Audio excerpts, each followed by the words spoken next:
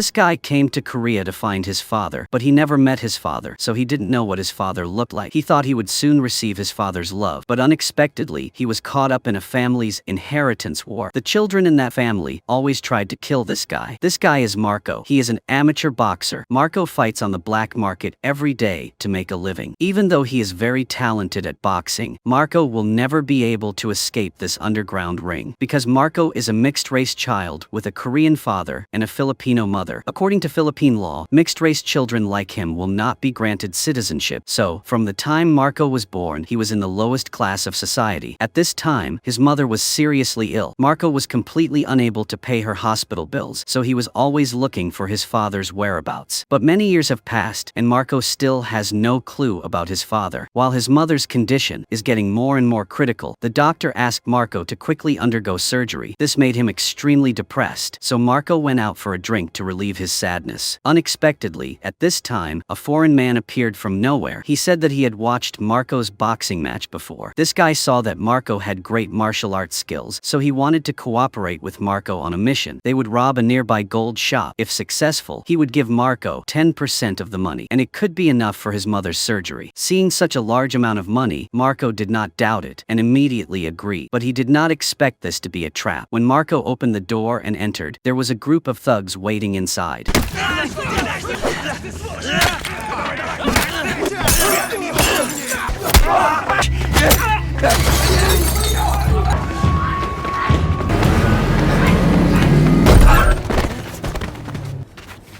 미안해요. 내가 저기 나오는 걸 못 봐가지고.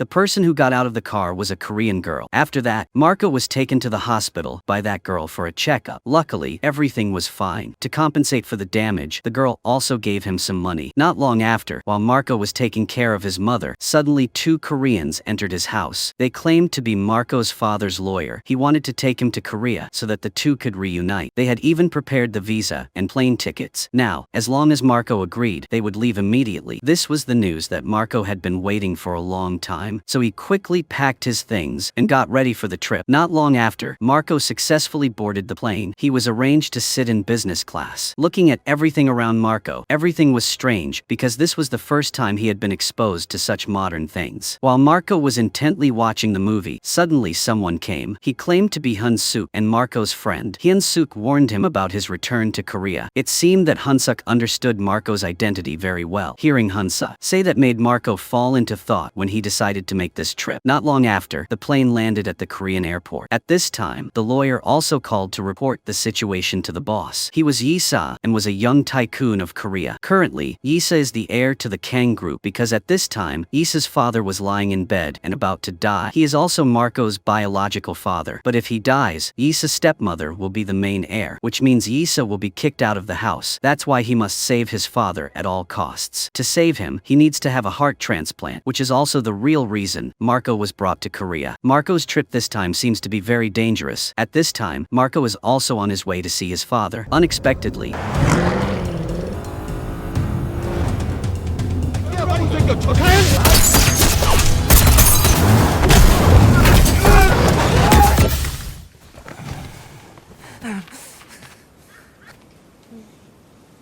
Unexpectedly, Hyun-suk was standing outside, waiting with a gun. Seeing that, Marco was extremely nervous. He tried to glance at everything around him to find a way to escape, but Hyun-suk already knew his intention. He said that Marco had come to Korea to die, so Hyun-suk hoped that he would cooperate with him so that he could return alive. But Marco did not listen to that temptation. He took advantage of the moment when Hyun-suk was not paying attention and ran away. Hyun-suk also fired at Marco, but luckily the bullet did not hit him. Thinking that he could escape, Marco tried to run to the main road, but unexpectedly, the other party was still driving and following him. At this time,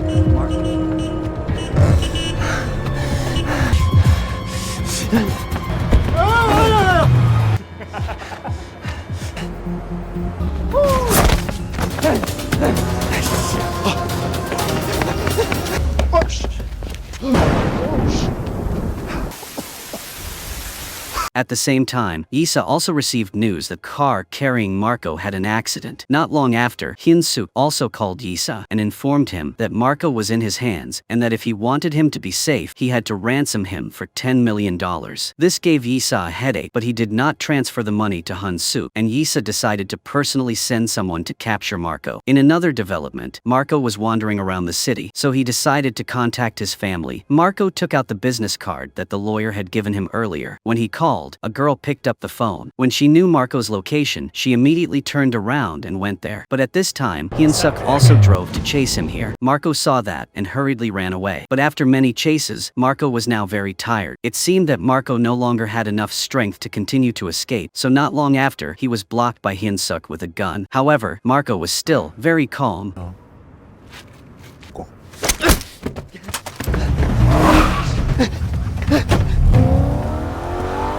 But Marco still didn't know if this girl was a friend or an enemy. The most surprising thing was that she was the one who hit Marco in the Philippines. At this time, they accidentally met Yi-sa's convoy. As soon as he saw Marco, he immediately ordered the driver to turn the car around and chase after him. Very quickly, the girl's car and Marco's were chased down. Suddenly, the girl turned the car sharply, causing Yi-sa's convoy to quickly move to the sides to avoid a collision. Because of that, the car carrying Marco ran away. At this moment, Hyun-suk also appeared from somewhere. He overtook Isa's car and chased Marco. Now there were 3 people who wanted to capture Marco. Although their purposes were different, the common point was that they all wanted Marco. Seeing that it was not safe to drive on the main road, the girl drove into the forest, and this method worked. Hyun-suk and Isa were both lost by her. Marco asked the girl what her purpose was in capturing him, and she replied that it was to kill him. She was a subordinate of Isa's half-sister. As long as Marco died, the Kang company would belong to them. Then she pulled out a gun and pointed it at Marco's head. Suddenly, Hyun-suk appeared from nowhere and crashed straight into the back of her car. The collision caused the gun in the girl's hand to fly away. Taking that opportunity, Marco opened the car door and ran away. The girl also hurriedly picked up the gun and shot continuously at him. Luckily, Marco was able to escape in time. The girl was angry and turned to shoot Hyun-suk, but he was still able to avoid it in time. Then when the opponent was out of bullets, Hyun-suk took out his pistol. He rushed over and put the gun to her head. Hyun-suk did not hesitate to finish her off right there. On this side, Marco also ran out to the main road, but unexpectedly he met Isa's men. They saw him and immediately surrounded him. At this time, Marco had no way to run, so he obediently followed Isa to see his father. And this was also the first time he saw his father. But Isa also announced that this was the first and last time he would see his father, because Marco had to sacrifice himself to transplant a heart for the father in front of him. At this time, Marco was extremely depressed. He intended to run away, but was stopped by his subordinates. After that, Marco was injected with anesthesia and passed out. He was quickly taken to the operating table. According to the doctor's estimate, it would take them about 10 hours to transplant a heart. This was a very long time, so Isa ordered his subordinates to increase the guard. When preparing for surgery, Marco suddenly woke up.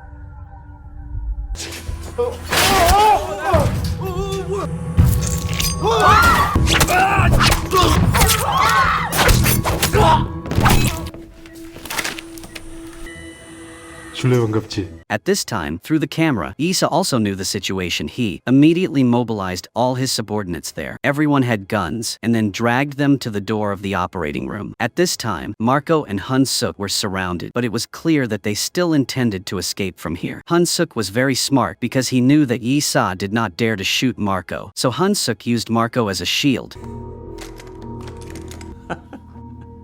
After that, he asked Isa to pay a ransom of $10 million, but the amount was too much, so Isa still deliberately refused to pay. At this moment,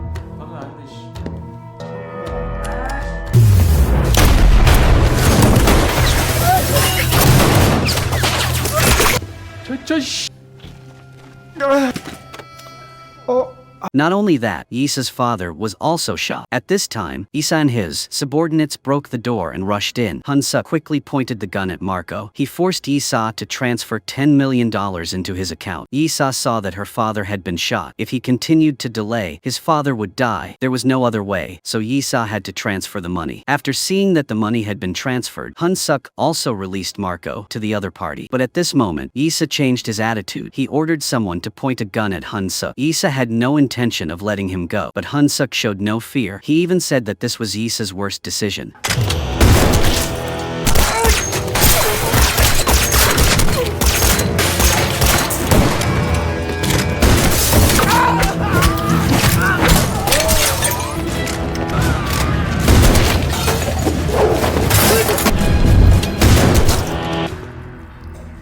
In no time, corpses covered the floor. At this time, only Yi-sa was left, but because he was seriously injured, he did not survive. Now Marco and Hyun-suk supported each other and left. Unexpectedly, when they got outside, they were blocked by Yi-sa's sister. She wanted to kill Marco, but Hyun-suk spoke up and said that Marco had no blood relation to them. It was all his plan to get $10 million. Before that, Hyun-suk knew that Yi-sa was looking for her father's illegitimate child for a heart transplant. It just so happened that Hyun-suk also knew that Marco was looking for his father, so he made a plan to create this incident. And in the $10 million was Marco's mother's medical treatment money. Seeing that, the girl didn't bother to kill Marco anymore, but let the two of them leave. They returned to the Philippines together. Marco's mother also had surgery. The movie ends here. Goodbye and see you in the next movie.